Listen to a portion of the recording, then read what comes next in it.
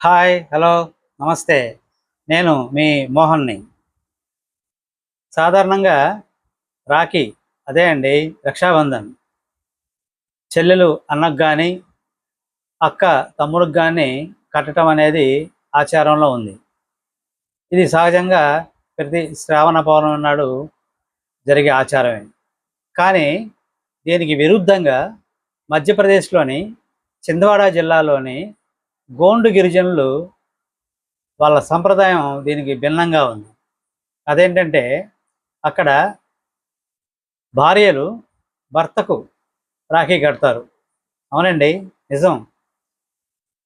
ఎందుకనంటే దీనిలో ఉన్న ఉద్దేశం భర్త మాత్రమే భార్యని జీవితాంతం రక్షిస్తాడు అనే ఒక నమ్మకంతో ఈ వేడుక జరుగుతుంది. అయితే దానికి ముందు పొలాల్లో పూజలు చేసి పసుపు దారానికి దూది కట్టి తర్వాత అడవిలోని చెట్లకు కూడాను ఈ రాఖీ కడతారు. దానికోసం వీళ్ళు సొంతంగానే తయారు చేసుకుంటారు.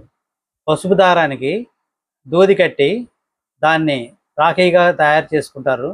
అది రక్షాబంధన్ రోజున భార్యలు భర్తకు కడతారు. నిజంగా ఈ కంటెంట్ కూడా బాగానే ఉంది కదా. జీవితాంతం భార్యని రక్షించేవాడు భర్తే. ఇద్దరు ఒకరికొకళ్ళు